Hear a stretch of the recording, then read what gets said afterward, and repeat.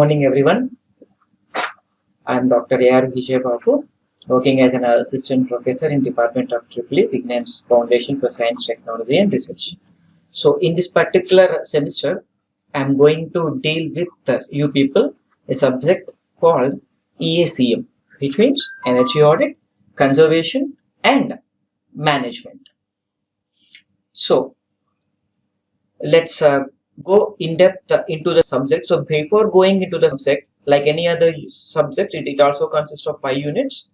The first unit is the basic principles of energy management, and second unit is the cogeneration, trigeneration and waste heat generation, and the third unit deals with the energy efficient lighting, and the fourth unit deals with energy efficient electrical appliances in your home, and the fifth and the last unit deals with the energy efficiency in HVAC, which means heating, ventilation and air conditioning. So let's now go in depth into the unit number 1, which is basic principles of energy management. And it is the syllabus of the first unit. So we'll deal with the energy scenario, energy management, energy audit, energy conservation and all the different types of energy auditing instruments. So coming to the learning objectives of this particular lecture, we are going to see what is an evaluation of energy. Then we are going to see what are the types of energy resources. Then the third learning objective is the global energy scenario, and the last and the foremost is Indian energy scenario. And we'll compare the world and the Indian energy scenarios as a conclusion of this lecture. Right. So first of all, what is an energy? So energy is derived from an ancient Greek word called energon, which means in work or work content. So in simple words that we can able to understand what is energy. Energy is nothing but the capacity to do the work is nothing but the energy. Right. Now what are the different forms of energy in that case? There are different forms of energy. The example is solar energy, thermal energy, hydel energy, potential energy, and the DC electricity which we can store in the batteries, heat energy. All these are the different forms of energies.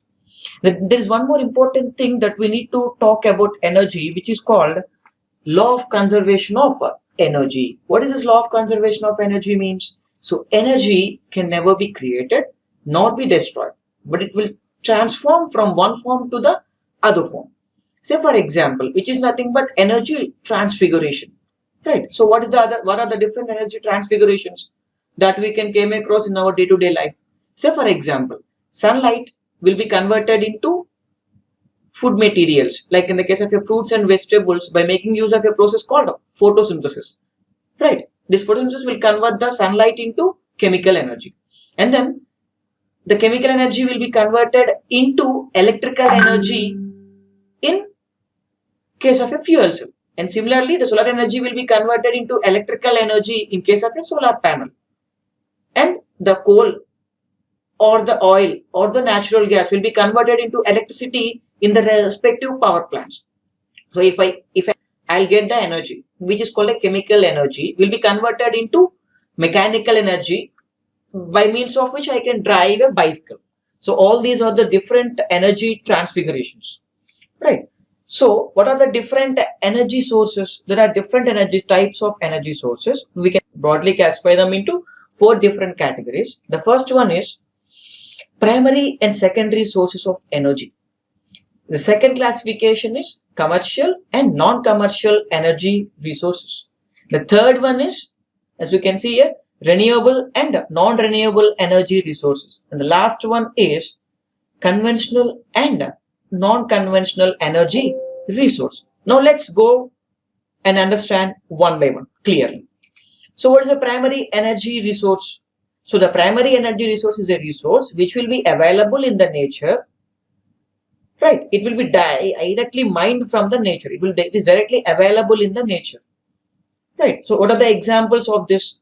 Say the example is solar, wind, energy in the flowing water, natural gas, petrol, etc. All these are the primary energy resources that they are available already in the nature, right? And what are the secondary energy resources? We'll understand the primary energy resources once we understand the definition of a secondary energy resources. So the secondary energy resources are the resources that are extracted from the primary energy resources. Now you can understand the primary energy resource is a resource that is available to the humans in a raw form. The polished form of energy is nothing but a secondary energy resource which was extracted from the primary sources of energy. What are the primary sources? What are the secondary sources of energy? The examples are kerosene, diesel, petrol, LPG, CNG, hot water, steam, electricity. All these are the secondary energy sources. How? The coal is mined from the ground and it was processed in a electrical power plant to get the electrical energy. So coal is a primary source of energy and the processed form, which is the electricity, is a secondary source of energy, which is an example of this. Right. And the second classification is commercial and non-commercial energy resources. See, the commercial energy resources are the resources that are available to the humans in the market for a particular price. That means I can buy them. What are the examples? Coal, I can buy them. Petrol, I can buy them.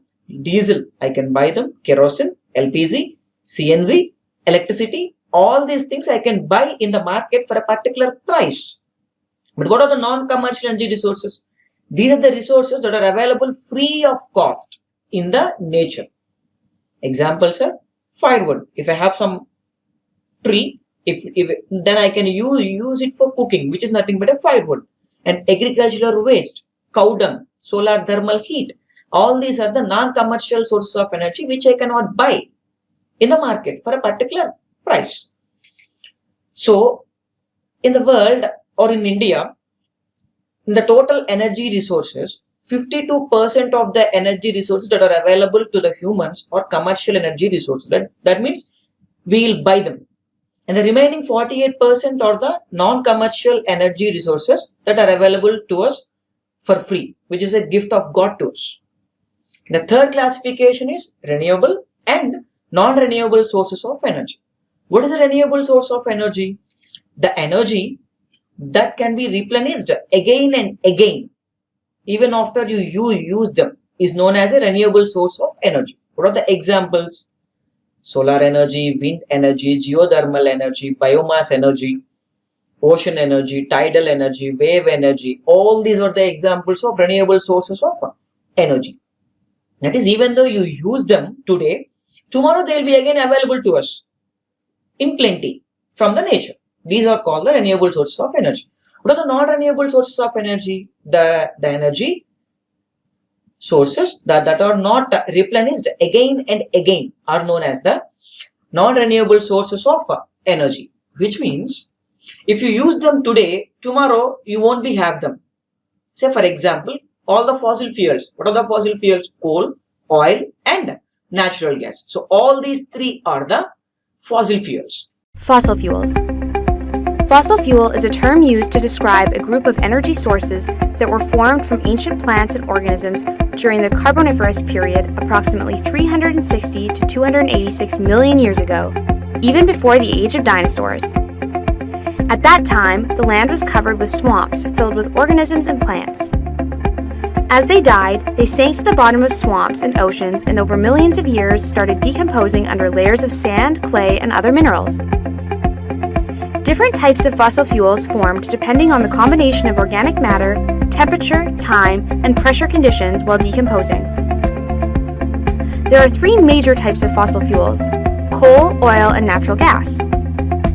Coal was formed from ferns, plants, and trees, which hardened due to pressure and heat. Oil was formed from small organisms like zooplankton and algae, where pressure caused the more complex organic matter to decompose. Natural gas was formed by the same process as oil, only it was exposed to more heat and pressure, causing it to further decompose and turn into a gaseous form. Fossil fuels are sought-after energy sources because they have a high energy density. They are the world's dominant energy source. Fossil fuels have a variety of applications from electricity production to transport fuels. They can also be used to make a variety of common products, from plastics to cosmetics to even some medicines. These resources have powered industrialization over history and continue to do so today. Fossil fuels can be an abundant and cheap, or in some cases, a scarce and expensive form of energy, depending on geographic location. For this reason, geopolitical issues arise due to scarcity caused by the natural geographic allocation of these highly valuable resources. Fossil fuels are considered non-renewable resources because they take millions of years to form, which means that once they are used, the resources will not be replenished in a human lifetime. The gradual depletion of the most accessible fossil fuel reserves have forced companies to develop technologies for extracting more challenging or unconventional reserves. In many cases, this means additional safety and environmental concerns as well as higher costs. Fossil fuels are also the largest emitters of carbon dioxide, a greenhouse gas which causes climate change. In addition, their production causes both environmental and human health issues. These concerns have triggered society to look at alternate sources of energy that are more environmentally sustainable and renewable. Right. So, from the name itself, they are developed or they are produced from the fossils of humans and plants and animals. Right. So, once if you consume them today, tomorrow the level will be reduced. Say, for example, there are 10 kgs of petrol in the well now. If I use 5 kgs of 5 liters of petrol today, tomorrow there will be only available petrol. I have only 5 liters. But if I take a solar energy, today I have used some 1000 watt per meter square of energy. Again, tomorrow also, a day after tomorrow, or 1 month afterwards, or 1 year afterwards, I'll be having the same amount of energy in the nature. It is the difference between renewable and non-renewable sources of energy. The last classification is conventional and non-conventional energy resources. What is a conventional energy resource? The energy resources from which we have been harnessing the energy from ages traditionally are known as conventional energy resources. That is, we have a well-established technology to harness the energy from those resources. Those are called the conventional energy, that is nothing but bulk energy resources. Examples are oil, coal, natural gas, biomass, hydro, and nuclear. All these technologies, they have a well-established technologies to extract or to harness the energy from the resources. And what is another other thing? Non-conventional is nothing but alternate sources of energy, which means alternate to conventional sources of energy, which means all the fossil fuels are going to get exhausted. Once they get exhausted, you won't be having any other sources left. As you can already see, scientists have predicted the expiry dates of these conventional energy resources like fossil fuels. Coal, you cannot see coal 100 years from today. You cannot be able to see the oil and natural gas 40 to 50 years from now. So what can we do? Even coal, I guess this generation who are listening and who are teaching this video can see the coal throughout our life. But oil and natural gas, we can definitely are going to get a shortage of these even when we are alive on this planet. Right. So even say for example 40 years means now it is 2020, so 40 years means by 2060 you don't be having any oil and natural gas left in the planet. So imagine the world without the fossil fuels.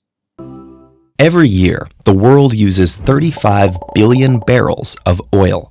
This massive scale of fossil fuel dependence pollutes the earth, and it won't last forever.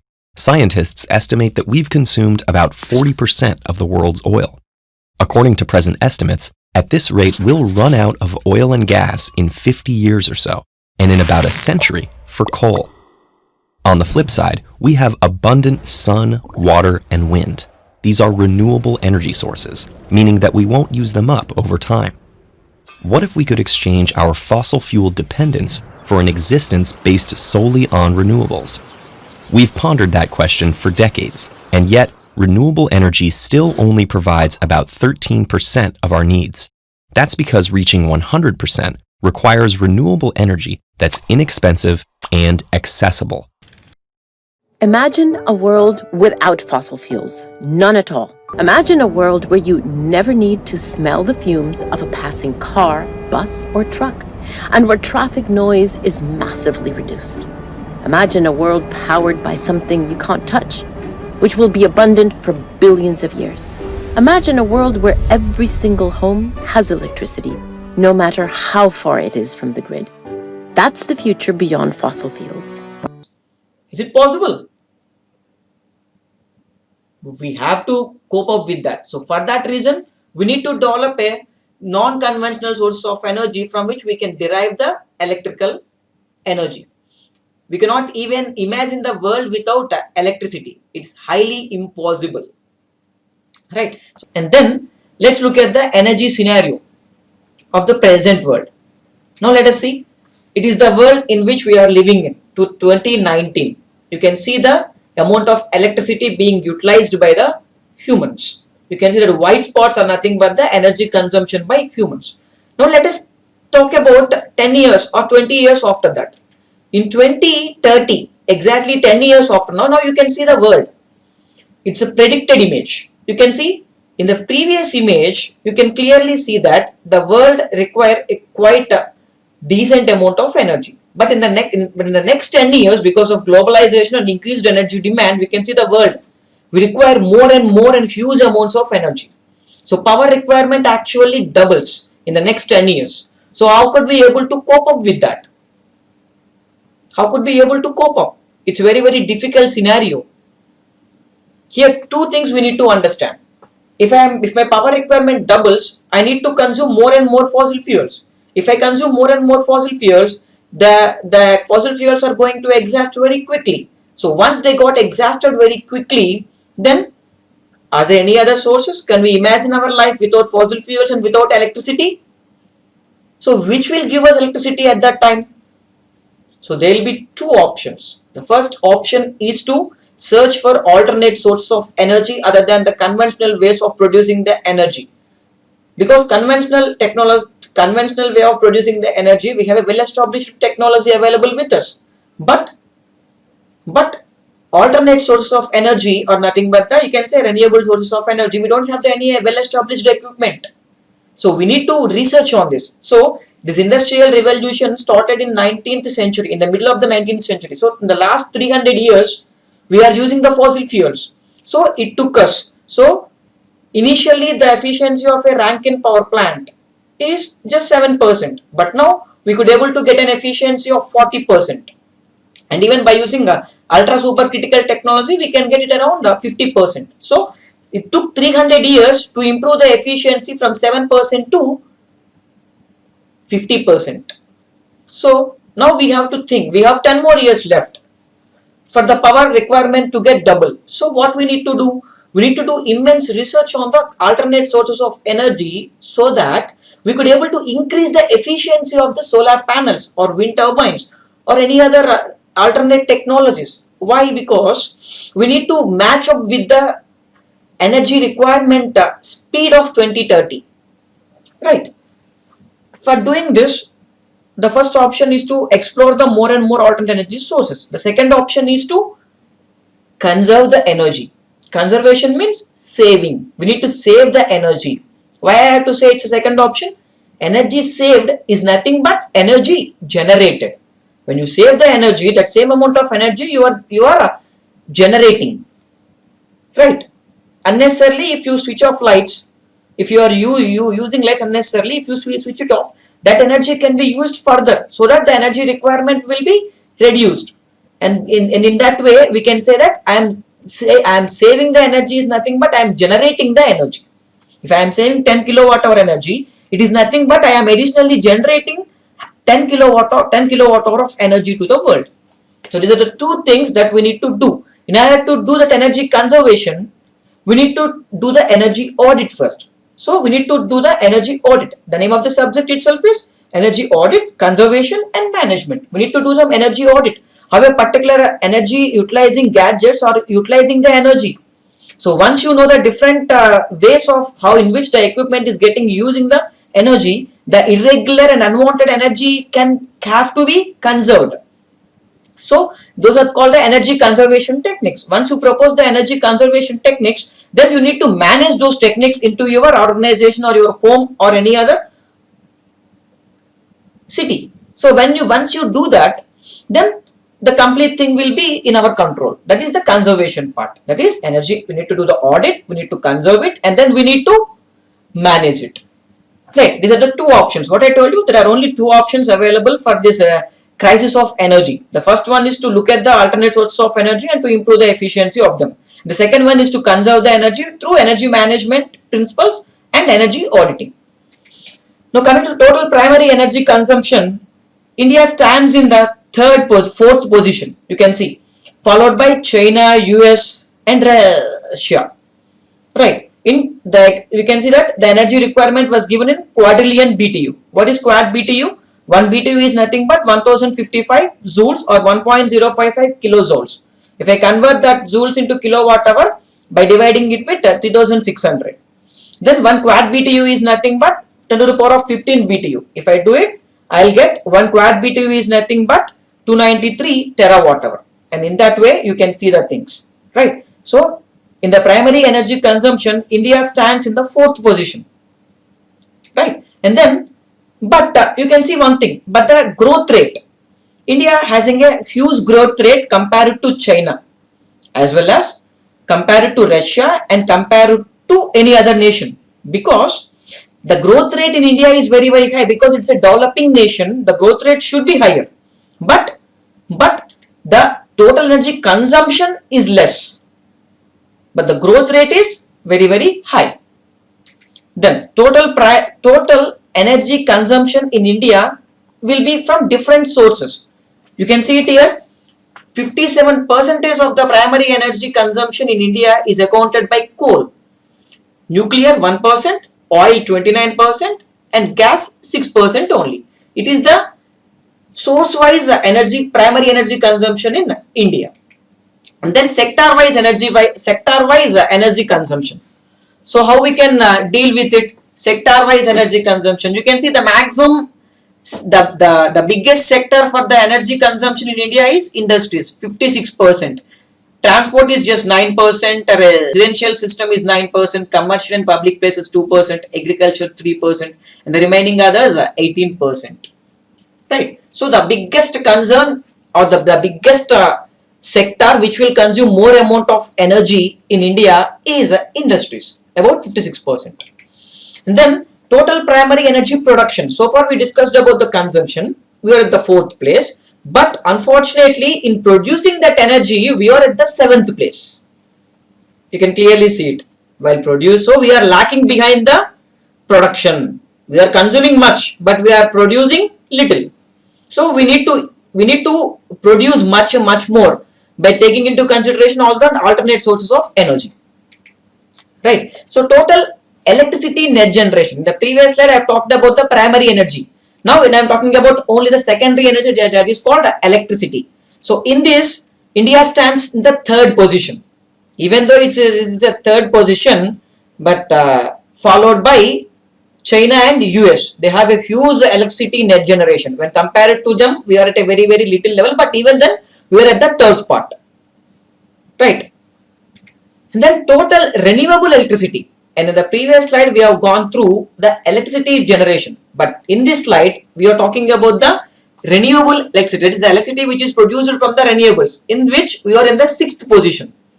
But don't worry about the statistic, because when you compare it with the US and China, USA is producing 21.05% of its electricity from renewables. Right. But whereas USA is producing only 12.35% of its electricity from renewables. But India, even though it's a developing country, we have surpassed USA in this aspect, and we are producing around 15.21% of our renewable electricity from the total electricity which we are producing in the country. Right, which is a very, very positive sign towards the sustainable development of India. And then per capita energy consumption, which is a very, very important parameter. So this per capita energy consumption is nothing but the energy is manifested as the development index of any country. Which means, what is per capita energy consumption? It is nothing but the total energy consumed by the total population in India divided by the population of India. Then it will give me the energy consumed by each person in the country is nothing but per capita energy consumption. As you can see, the world average is around 2878 kilowatt hour per person. In USA, they are consuming each person in USA per year is consuming around 12,000 kilowatt hour of energy. China 4,475 kilowatt hour of energy. India, they are consuming only, and we are consuming only 1181 kilowatt hour of energy. Canada 14,000 odd kilowatt hour of energy it is consuming. So this consumption of energy is proportional to the development of a country. All the developing countries will consume more amount of energy because they are more industrialized and they are more automated and they require more amount of energy consumption. But in a developing country like India, we are now increasing. Even though our growth rate is higher in terms of consumption, but our amount of energy which we are being utilized is very, very less. So that is why we are below the world's average. So we need to, in order to become a developed country, we need to get more industrialized and more automatized, and for that reason we need to consume more amount of energy, and we need to improve our energy consumption more than that of the world's average. Right, so low energy consumption is reported in India, only 1181 kilowatt hour per person per year. So what is the per capita energy consumption in India in kilowatt hour in the last 10 years? But we can observe one thing, it's a positive sign that we are every year, as we common, that is why we are called a developing country. Every year we are developing in terms of energy per capita. That is, every year the amount of energy which we are utilized by a particular person is increasing. Say for example, in 2008 and 9, the energy consumed is only 734 kilowatt hour per person. But in 2018-19, we came across 1181 kilowatt hour per person. So which is every time, every year in the last decade, the energy consumption is per capita is increasing, which is a very, very positive sign. But we need to increase further in order to be in the list of the developed countries. And state-wise per capita energy consumption, Gujarat and Goa leads the energy consumption in the country. In India, the energy per capita is 1181 kilowatt hour per person. But if you take Gujarat, it is 2878 kilowatt hour. If you take Goa, it is 2274. If I take Andhra Pradesh, it is 1234, which is still higher than the energy per capita of a country.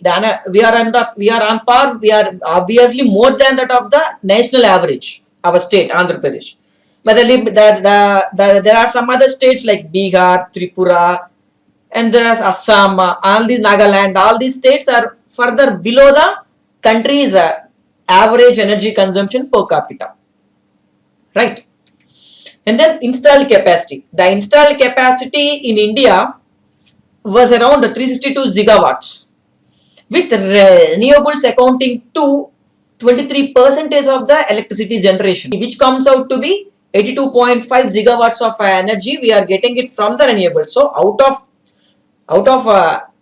362 gigawatts of electricity which we are producing in India, 82.5 gigawatts is from the renewable sources, and out of that 10% is from wind and 9% is from solar, which is dominant. Right.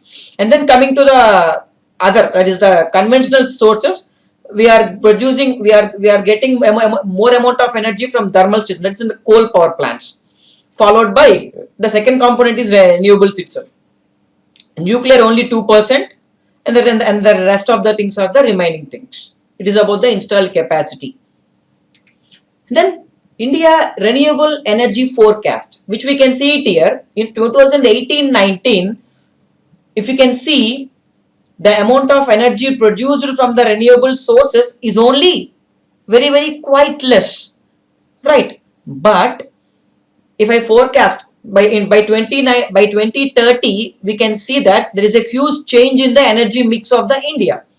We can able to produce around 63% of the installed power capacity from non-renewable sources, or from the renewable source or non-fossil fuel sources, including hydro source, right? So which is a very, very important thing. So by 2030, we think that of the total 831 gigawatts of energy which we going to produce in 2030, out of which 36%, which is 300 gigawatts of energy, is from the renewable energy sources. But whereas in 18-19 statistics, out of the 362 gigawatts of energy of which we are producing now, only 23%, that is 82.5 gigawatts is the only amount of energy from the renewables. But we can see this in this prediction that we are going to improve on the renewable energy generation, which is a very, very positive aspect. So next, global energy scenario. So in the global itself, in the global way, in the previous slide, we have gone to the Indian renewable energy forecast. Now we will see the global renewable energy forecast. In this global renewable energy forecast, we can clearly observe that 14% of the energy in the current, that is 2018-19, was from the renewable sources of energy, or mid 2030. That 14% in the global energy scenario, that 14% you will be divided into different energy sources, which you can see on the slide. It's clearly visible that we are going to, even the nation, globe itself are moving towards the renewable sources of energy. So efficiency in electricity generation, you can see I have given a chart which consists of the efficiency of different energy resources. There are different energy sources, of which the hydropower plant comes in the first position with around 90 to 95% of the efficiency, followed by different other concepts. Solar will be at a thing of 15 to 20%. So we need to develop on this. If we need to improve the energy efficiency of different conventional as well as non-conventional or the alternate sources of energy to reduce the wastage of energy, and thereby to conserve the carbon dioxide emissions which are liberating into the atmosphere. And now on a global scenario, let's compare India and the world. You can see the population of India is 1.366 billion, whereas the population of the world is 7.8 billion. So the GDP per capita means the earning capacity of a person is $2,344 per person in India per year. But whereas for the world it is $10,376 per person per year. So we are almost 1/5 of the world's average, right, in terms of earning. But in terms of energy consumed per person, that is the energy per capita, we are at 7,313 kilowatt hour per person per year, whereas you can see clearly the world 20,000. So here also we are at one third of the world average. And the electricity generation particularly, we have 1181 kilowatt hour per person per year. But if I take the world average, it will be 2,674 kilowatt hour per person per average. We are 2/5 of the world's electricity per capita. And finally, the carbon dioxide emission. Whenever the energy efficiency is less, obviously the carbon dioxide emissions will be more. So we are, as an Indians, we are emitting per person per year. I am emitting around 1.39 tons of carbon dioxide into the atmosphere. World, it is 4.44 tons per person per year. It is about the comparison between India and world.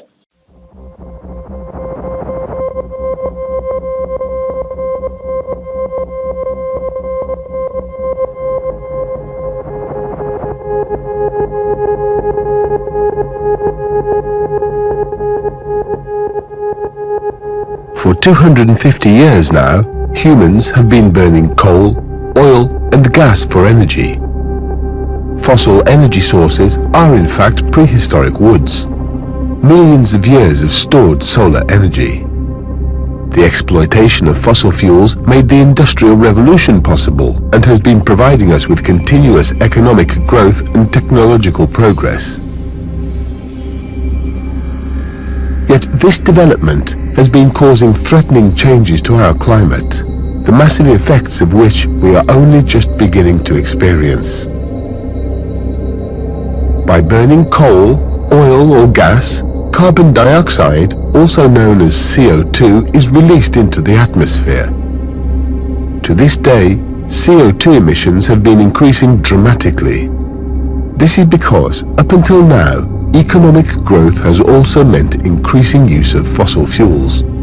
In just 250 years, a very short time span compared to the Earth's history, humans have increased the quantity of CO2 in the atmosphere by around 40%. This is an alarming amount, bringing us to levels last seen on Earth 4 million years ago. The consequence is increasing warming of the Earth's atmosphere. Since 1750, the temperature on Earth has increased on average by 1 degree Celsius. If we continue like this, the CO2 content of the atmosphere will double, if not triple, in the next 100 years. The Earth will then heat up by a further 3 to 4 degrees. In order to stop this, mankind must put an end to releasing CO2 and other heat-trapping gases. CO2 accumulates in the atmosphere. This means the quicker we stop emitting CO2, the lower the future warming will be. If we do not act, there will be grave consequences. Already today, we are observing global effects such as shifting vegetation zones, rising sea levels, and extending periods of changing weather.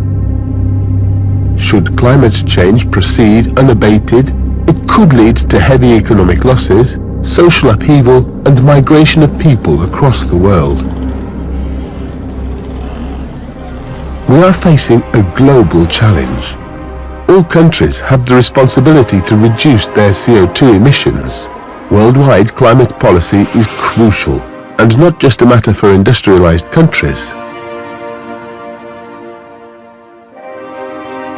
Nevertheless, the US, China, and Europe, currently the biggest emitters of CO2 in the world, must lead by example.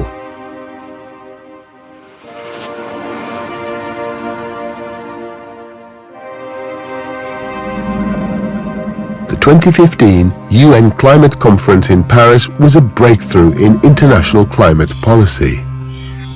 195 states committed themselves to protecting the climate and to reducing emissions step by step. The goal of the agreement reached in Paris is an emission-free society. In Paris, it was agreed to keep global warming to well below 2 degrees Celsius. This means that humankind has less than half of the amount of CO2 left to release compared to the amount it already put into the atmosphere. Our emissions budget is limited. We know we need to act decisively now. The Paris Agreement provides a foundation to build on, and yet agreements mean nothing until they are acted upon.